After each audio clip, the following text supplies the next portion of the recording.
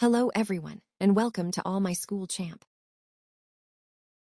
इस चैप्टर का एक पार्ट हम लास्ट वीडियो में कर चुके हैं। अभी आगे इस चैप्टर को रीड करने वाले हैं। क्लास 5 का कंप्यूटर चैप्टर है हिस्ट्री ऑफ कंप्यूटर।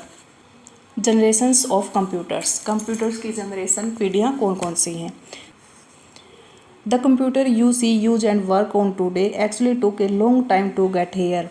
आज आप जो कंप्यूटर का यूज़ देख रहे हैं, उसका काम देख रहे हैं, उसको एक्चुअल में यहाँ तक पहुँचने के लिए काफ़ी टाइम लगा है।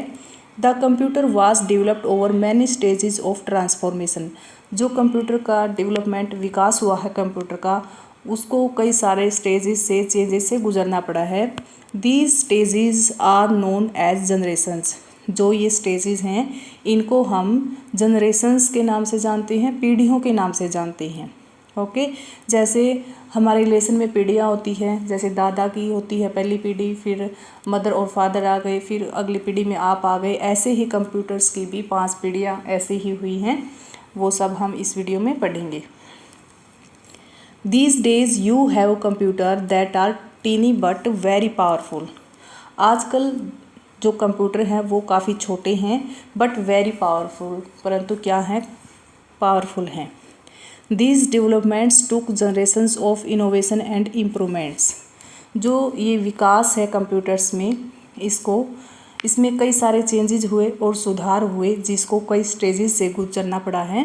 The evolution of computer is divided into 5 generations which are.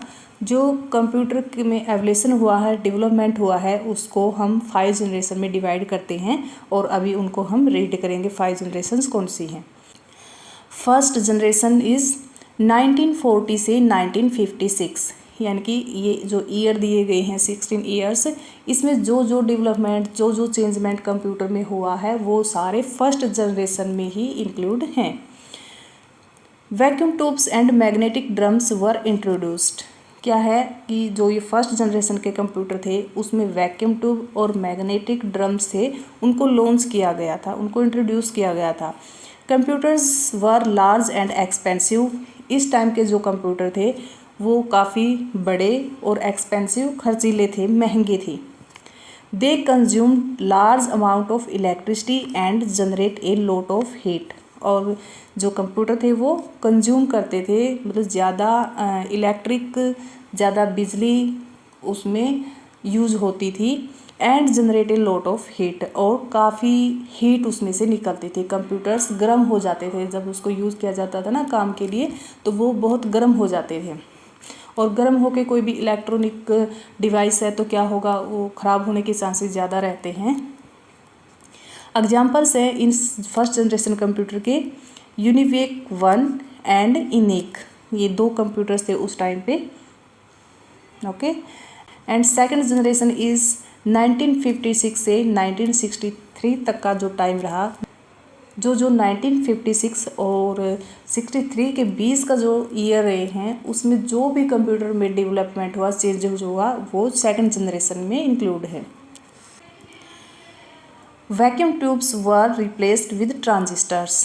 देखिए, फर्स्ट जनरेशन में यूज़ थी वैक्यूम ट्यूब्स का यूज़ किया जाता था। ये पिक्चर दिखाई गई है, वैक्यूम ट्यूब्स का यूज़ किया जाता था। लेकिन सेकंड जनरेशन में वैक्यूम ट्यूब्स को चेंज करके ट्रांजिस्टर का यूज़ किया गया। Computers become smaller, faster, cheaper and use less energy. First generation में क्या था, कंप्यूटर थे काफ़ी महंगे थे और जो इलेक्ट्रिसिटी है वो भी ज़्यादा कंज्यूम करते थे। लेकिन सेकंड जनरेशन में उनका साइज़ है वो भी स्मॉल हो गया, वर्क था उनका, स्पीड उनकी कम थी, वो भी फास्टर हो गई, और चीपर मतलब पहले से सस्ते हो गई। एंड यूज लेस एनर्जी, और जो एनर्जी थी, बिजली थी, उसका भी यूज कम होने लग गया, कम कंज्यूम होने लग गई।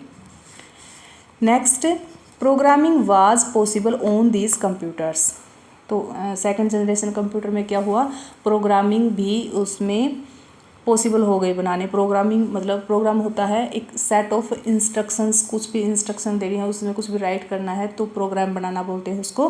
प्रोग्रामिंग भी उसमें पॉसिबल हो गई। एग्जांपल्स हैं उस टाइम के सेकंड जनरेशन कंप्यूटर के IBM 1620, CDC 1604 and UNIVAC 1108। Okay,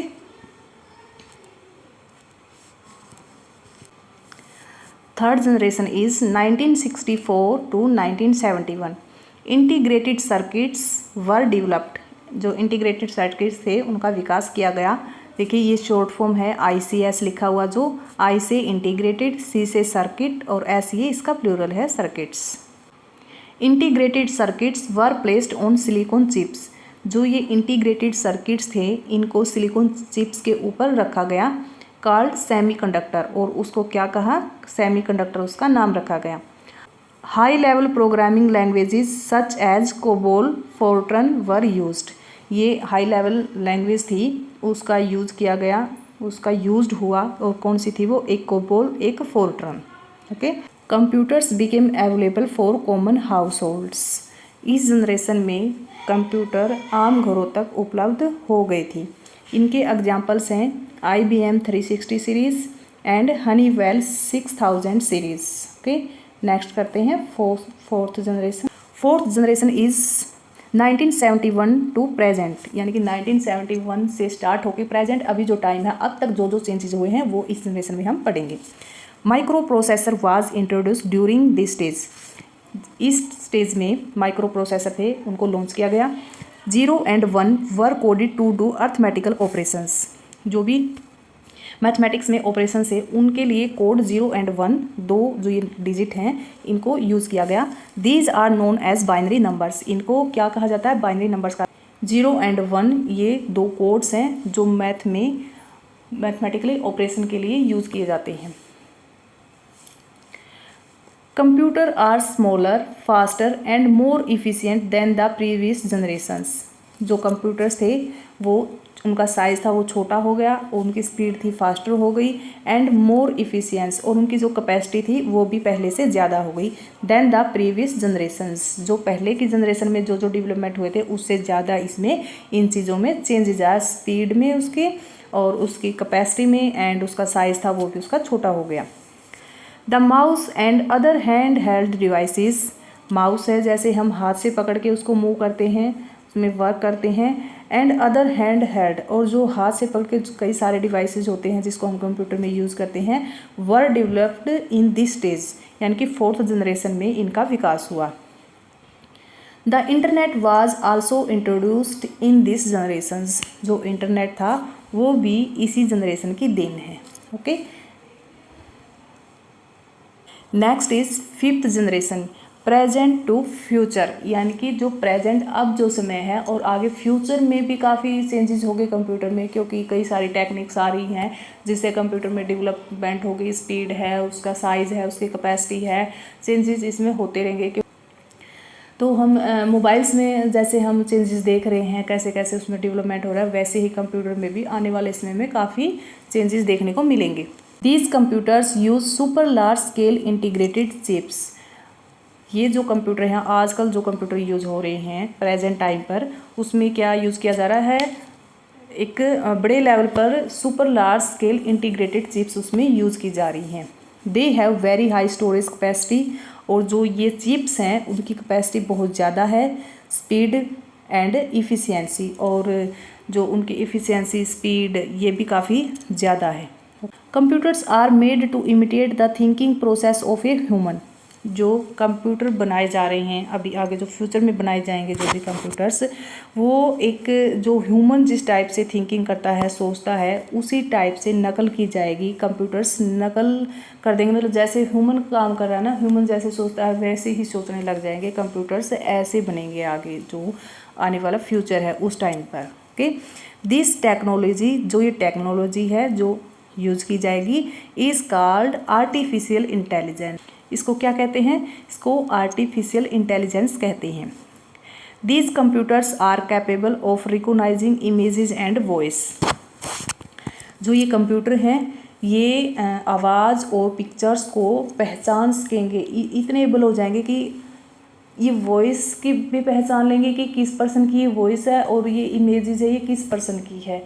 इतने स्ट्रॉन्ग, इतने पावरफुल कंप्यूटर्स हो जाएंगे फ्यूचर में।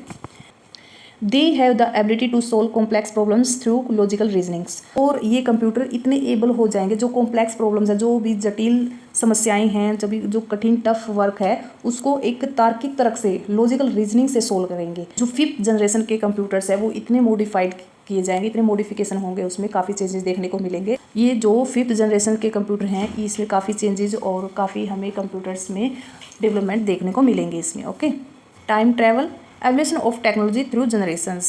टेक्नोलॉजी में जो एवोल्यूशन हुए हैं जनरेशन के थ्रू, वो देखिए फर्स्ट जनरेशन में वैक्यूम ट्यूब का डेवलपमेंट हुआ था, एंड सेकंड जनरेशन में ट्रांजिस्टर को यूज़ किया गया, थर्ड जनरेशन में इंटीग्रेटेड सर्किट्स, फोर्थ जनरेशन में माइक्रो प्रोसेसर और 5th जनरेशन में artificial intelligence. Okay, I hope मेरी वीडियो आपके लिए और आपके बच्चों के लिए हेल्पफुल रहती होगी। अगर मेरी वीडियो आपको पसंद आ रही है तो प्लीज़ मेरे चैनल को सब्सक्राइब करें और शेयर करें और कमेंट करके बताएं कि आपको किस टॉपिक पर वीडियो चाहिए।